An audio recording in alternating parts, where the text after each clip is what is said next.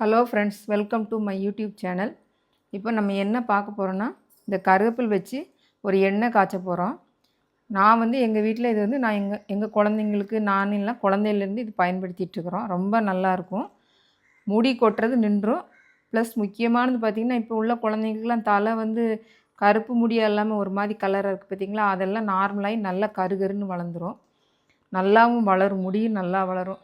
இது ஏன்னா ஆரம்ப காலத்துலேருந்து இதான் பண்ணிகிட்ருக்குறாங்க. அதுதான் நானும் உங்களுக்கு பண்ணி காமிக்கிறேன். இப்போ இந்த கருவேப்பிலை நம்ம என்ன பண்ணுறோன்னா, இப்போ நான் என் கையில் பார்த்திங்கன்னா ஒரு 2 கை கருவேப்பில் இருக்குன்னு வச்சுக்கோங்களேன். இதை நம்ம மிக்ஸி ஜாரில் போட்டு தண்ணி ஊற்றாமல் அரைக்கிறோம். ரொம்ப டைட்டாக இருக்குது, உங்களுக்கு அரைய படலை அப்படின்னா நீங்கள் என்ன பண்ணலான்னா கொஞ்சம் தேங்காய் எண்ணெய் இதில் ஊற்றிக்கலாம். இப்போ கொஞ்சம் நேரம் சுற்றி சுற்றி நம்ம மறுபடி இது பண்ணி விட்டு அரைச்சோம்னா நல்லா அரைப்பட்டுரும். நான் இது வரைக்கும் எண்ணெய் ஊற்றுறதில்ல. உங்களுக்கு புதுசாக நீங்கள் செய்கிறீங்க அப்படின்னா உங்களுக்கு எண்ணெய் தேவைப்படுன்னா கொஞ்சமாக கலந்துக்கலாம். சரிங்களா? இப்போ நம்ம அரைச்சிட்டு பார்க்கலாம். பார்த்திங்கன்னா நம்ம மிக்சியில் இப்படி அரைச்சிட்டோம். பார்த்திங்களா, தண்ணி ஊற்றாமல் தான் அரைச்சிருக்கிறேன். நீங்கள் வாங்குகிற கருவேப்பிலை ஒருவேளை ரொம்ப முத்தலாக இருந்துச்சுன்னு வச்சுக்கோங்க, கொஞ்சம் எண்ணெய் கலந்துக்கோங்க. தேங்காய் எண்ணெய் மட்டும் ஊற்றிக்கோங்க, பச்சை தண்ணி ஊற்ற வேண்டாம். அப்புறம் இது நான் கடையில் வாங்கின கருவேப்பிலை தான். அதனால் பார்த்திங்கன்னா இந்த மேலே ரொம்ப இலசாக இருக்கும், அதை நீங்கள் போட வேண்டாம். நல்லா முத்தலாக இருக்கிறத மட்டும் உருவி வச்சுக்கோங்க. மற்றதை இந்த இலசா இருந்துச்சுன்னா சட்னிக்கு யூஸ் பண்ணிக்கோங்க. உங்கள் வீட்டில் மரம் இருந்துச்சுன்னா நீங்கள் அதை முத்தலாகவே பொரிச்சிக்கலாம். சரிங்களா? இப்போ நம்ம வடைச்சட்டியில்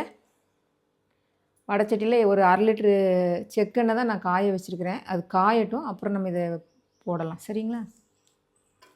இப்போ பாருங்கள், எண்ணெய் காஞ்சிருச்சு. நம்ம இதை ஒட்டுக்க அப்படி எல்லாத்தையும் போடக்கூடாது, கொஞ்சம் கொஞ்சமாக தான் போடணும். ஏன்னா இது ஒரு மாதிரி பொங்கி வடியும். அப்போ சிம்மில் வச்சுக்கோங்க அடுப்பை. நான் சின்ன அடுப்பில் தான் வச்சுருக்கிறேன். சின்ன அடுப்புலையும் இப்போ நம்ம சிம்மில் வச்சுட்டோம். சரிங்களா? இதை இப்படி கொஞ்சம் கொஞ்சமாக அது நம்ம போட்டோன்னே அது ஒரு மாதிரி செஞ்சுட்டு நார்மலானோடனே மறுபடியும் கொஞ்சம் போடுங்க. மறுபடியும் கொஞ்சம் போட்டுட்டு இப்படி கொஞ்சம் கொஞ்சமாக போடுங்க. சரிங்களா? முதல்ல எல்லாம் ஒட்டுக்க போட்டோம்னா அப்படியே அது பொங்கி வடிஞ்சிருது. அதனால் கொஞ்சம் கொஞ்சமாக போட்டுக்கலாம். இந்த மாதிரி எல்லாத்தையும் போட்டுருங்க. சரிங்களா? இப்போ பார்த்திங்கன்னா நம்ம எண்ணெய் காய்ச்சிட்டோம். இந்த பார்த்திங்கன்னா இப்படி பச்சை கலராக வந்துடும். எண்ணெய் நல்ல ஒரு பச்சையாக இருக்கும், நல்ல பச்சை கலராக வந்துடும். சரிங்களா? இப்போ டைம்னு நீங்கள் எடுத்துக்கிட்டிங்கன்னா, நான் வடைச்சட்டி அடுப்பில் வச்சு தேங்காய் எண்ணெய் ஊற்றுனதுலேருந்து பார்த்திங்கன்னா கரெக்டாக 10 நிமிஷம் வச்சுருக்கிறேன். 10 நிமிஷத்தில் பார்த்திங்கன்னா எண்ணெய் காயிற வரைக்கும் சின்ன அடுப்பில் ஃபுல்லாக வச்சுருந்தேன்.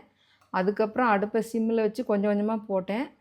அதுக்கப்புறம் பார்த்திங்கன்னா சிம்மிலே தான் வச்சுருக்கிறேன். மொத்தத்தில் 10 நிமிஷம் வச்சுருக்கிறேன். நீங்கள் அதை வேணாலும் கணக்கு பண்ணிக்கோங்க. இல்லை இந்த மாதிரி எண்ணெயை பார்த்துக்கலாம் எனக்கு தெரியும் அப்படின்னா நீங்கள் அப்படி கூட பார்த்துக்கலாம். நல்லா க்ரீன் கலரெல்லாம் ஆயிடுச்சு. இப்போ இதை நம்ம என்ன பண்ணுறோன்னா சாயந்தரம் வரைக்கும் இப்படியே விட்டுடலாம். சாயந்தரம் என்ன பண்ணணும்னா வடிகட்டுறது இருக்குது பார்த்திங்களா, அதில் நம்ம வடிகட்டி நம்ம எந்த பாத்திரத்தில் ஊற்றி வைக்கிறோமோ அதில் நம்ம தேவையான அளவு நம்ம ஊற்றி வச்சுட்டு நம்ம வச்சுக்கலாம். அப்புறம் இந்த வடிகட்டினது தூர போட்டுடலாம். சரிங்களா? அதுக்கப்புறம் அது தீர்ந்த கடைசி மறுபடியும் இதே மாதிரி நம்ம பயன்படுத்திக்கலாம். வீடியோ பார்க்குற எல்லாருக்கும் உங்களுக்கு ரொம்ப ரொம்ப நன்றி. எல்லோரும் என்னோடய வீடியோ பாருங்கள், சப்ஸ்கிரைப் பண்ணுங்கள், பெல் பட்டனை கிளிக் பண்ணுவீங்க. நன்றி, வணக்கம்.